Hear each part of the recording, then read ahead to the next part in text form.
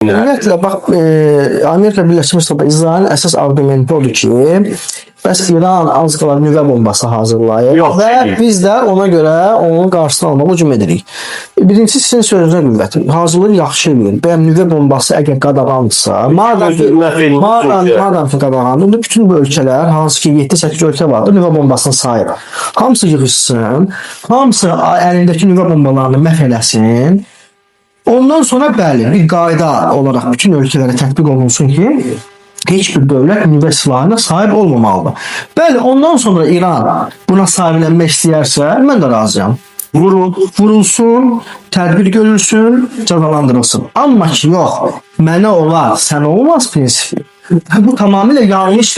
Necə ola bilər ki, İsrailin nüvə bombası var, Amerikanın var, Rusiyanın var, nə bilim, Çinin var, Hindistanın var. Niyə? Olmasa yenə də deyirəm, heç kim olmasın.